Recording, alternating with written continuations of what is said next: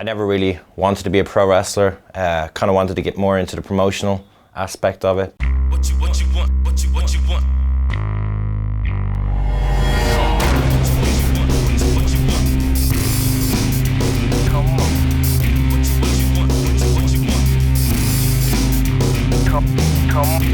I used to own a wrestling company called the American Wrestling Rampage. I mean, at its height, we were doing 5,000 people in Paris. You know, I mean, we got to work with some of the biggest names, from like Bret Hart to Rob Van Dam to, you know, Sid and stuff like that, like Booker T, Scott Steiner we had on tour and stuff like that, like really kind of major level shows. I'd been wrestling for about 8 years at that point, and I just decided that it was probably time for me to kind of take a step forward.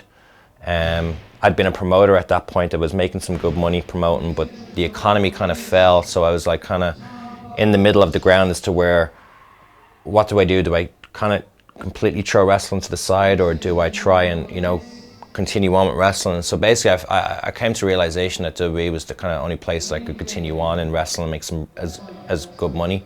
So I basically just put a solid year. I made a promise to myself that I wouldn't kind of look back and have any kind of, like, I didn't want to look back when I was 40 and say, do you know what, if I had been a bit more strict with my diet, I might have made it. Or if I had trained a bit harder, I might have made it in WWE. So I gave it 110%. I was still in college at the time. I would go to the gym every day after college for 3 hours, stretching, injury prevention, just everything. I put like my soul into it, because there was no way, as I said to you there earlier, that I was going to look back in you know, in about 5-6 years time and say, could have had a shot there, you know what I mean? I'm so grateful that I got there. I just have no interest in going back. It's not really a knock on those. It's just, you know, it was what it was. It just wasn't for me. I think the Irish wrestling scene is, and I've said this before, I think the Irish wrestling scene is just absolutely unbelievable. The Irish wrestling scene has only been around for like 11 years. I think it was started by Paul Tracy and Fergal Devitt, and then quite soon after, maybe like a year later, myself and Irish Whip got together with Blake Norton and we opened the school.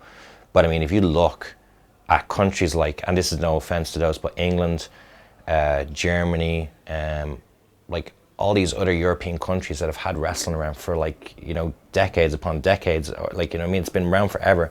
We've only had wrestling for, you know, 11 years in this country, and you look at the guys that we've produced, it's just been, you know, Fergal Devitt's in WWE now, he's considered one of the best wrestlers in the world. Sheamus, former WWE champion, you know, I was in Developmental. Becky Lynch, another Irish girl in Developmental, like, it's just going to be so good, you know, when they finally get up onto TV.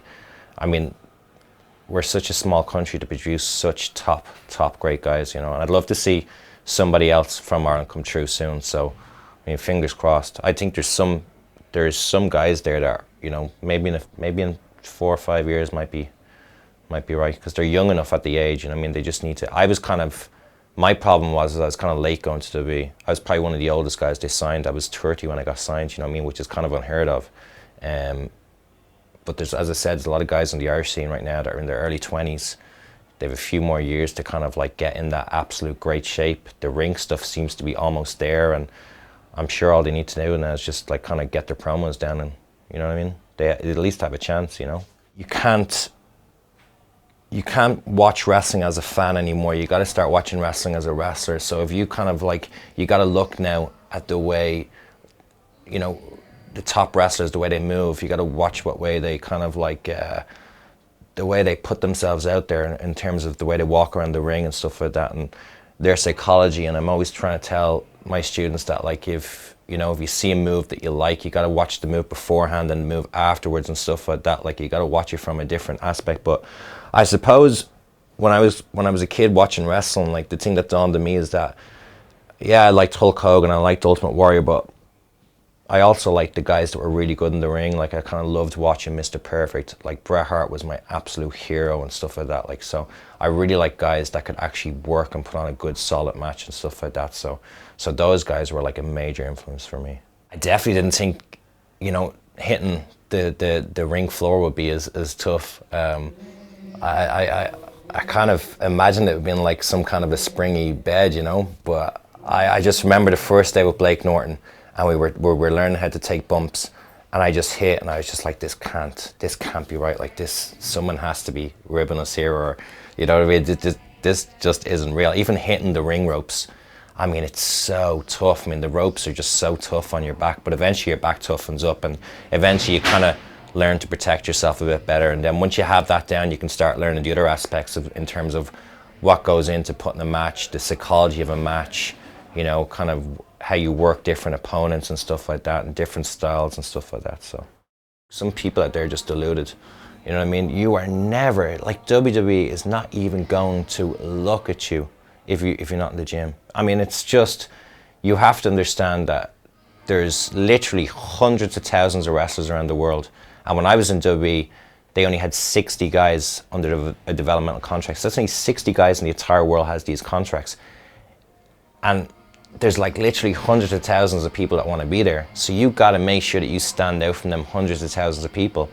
And just going to wrestling training every day and just going through the paces and you know what I mean? And it's I'll tell you this, it's not going to happen for you. If you want to do it, I mean, you got to really bust your ass. And if you think you're busting your ass, then you probably need to multiply it by about 10. You know what I mean? Because just thinking that one day Vince McMahon is just going to watch your tape on YouTube and send you, it's not going to happen. I mean, as I said, I have some friends that contact me and they're like, how do I get a tryout? And it's like, they're probably not even going to have a look at you. And it's no offense to those, but like, you know what I mean? If you got to really, you got to make sure that you have your ring stuff down. You got to make sure your promos are just so important. You got to make sure your look is down.